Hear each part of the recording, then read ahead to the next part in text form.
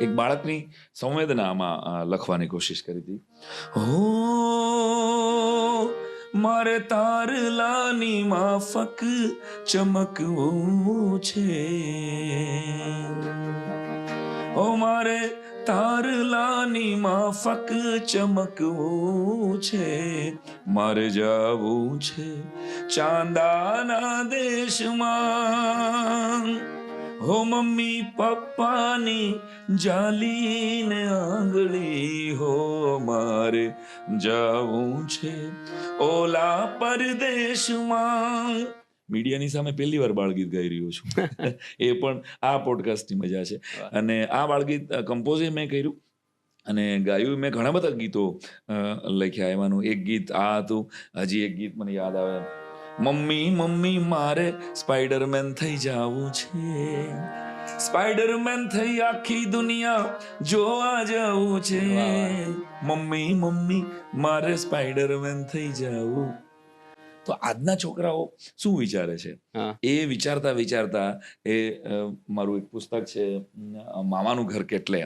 આ પુસ્તકમાં આમ તો મેં મારા દીકરો મારે જ્યારે ધ્રુવ મારી ઘરે આવ્યો તો મને એમ થયું કે મારે મારા દીકરાને એટલીસ્ટ એવા કંઈક બાલગીત દેવા જોઈએ.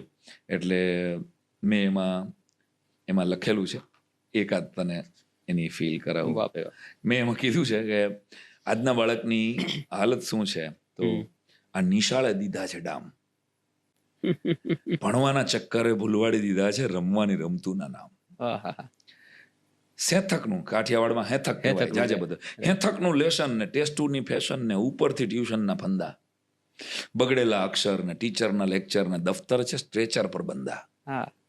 ઘરના હંધાઈ કોણ જાણે, ઘરના હંધાઈને કોણ જાણે કેમ મને એકને સુધારવાનું કામ. બાળક કઈ બગડી ગયેલું નથી, બધા એને સુધારવા છે. આમ કરવું ન જોઈએ તારે બધું. આપણે તારા ઘરમાં કે મારા ઘરમાં 2, 5, 7, 10 વર્ષનું બાળક હશે તો આખા ઘરમાં બધાનું ધ્યાન ઈ જશે કે તારે આમ ન કરાય, તારે આમ ન બોલાય. અરે પણ એને ડોન્ટ નું જ લિસ્ટ આપો છો, ડૂઝ આપો. આ એક પીડા છે. નદીઓમાં નાહવું છે, જંગલમાં જવું છે, ખાવા છે ખારેક ને બોર, પિઝા ને મેગી ને કોકા કોલાએ તો શૈશવની ખોદી છે ઘોર. મેં અહીં પીડાઈ રજૂ કરી છે. ભલે અત્યારના છોકરાઓ પીઝા વધારે ખાય પણ એને તો ખબર જ નહોતી ને, મમ્મી પપ્પાએ આપ્યા. બાળકનો કાઢતો જ નથી હું. એને સ્વિટરલેન્ડ લઈ જવો જોઈએ કે સાપુતારા, એને ગિરનારની કોઈ અડીકડી વાવનો કૂવો તમારે બતાડવો જોઈએ કે પછી તમારે એને દુબઈનો મોલ બતાડવો જોઈએ, તો તમારી ઉપર છે. તમે એને શું બતાડો છો, તમે એને ક્યાં કેરી ફોરવર્ડ શું કર્યું.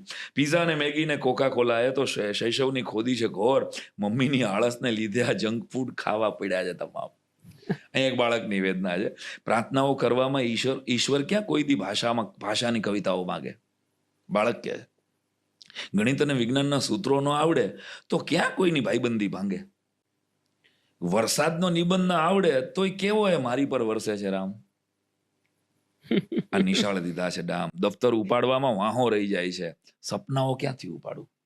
દરેક મા બાપ એમ ઈચ્છે છે પોતાના સપના બાળક લે. અત્યારે મારું એવું અંગત માનવું છે, મેં ઘણી બધી વાર ડાયરામાં કીધું પણ છે કે તમારું બાળક બહુ દોડી શકે એમ છે જો તમે એના ખભેથી ઉતરી જાવ તો. તમે એના ખભેથી ઉતરી જાવ. તો દફતર ઉપાડવામાં વાહો રહી જાય છે, સપનાઓ ક્યાંથી ઉપાડું. અને કાર્ટૂનની કેદમાંથી કોક તો છોડાવો, કોક તો કયો રમતો રમાડું. મા બાપ પાસે નવી રમતો જ નથી, સમય નથી. પપ્પા જે મોબાઈલમાં, મેં લખ્યું છે પપ્પા જે મોબાઈલમાં, મમ્મી જે સિરિયલમાં. તમે ફ્રી છો સાંઈરામ? નિશાળે દીધા છે ડામ. તો આ ડામને મેં ક્યાંક ફીલ કરવાની કોશિશ કરી છે.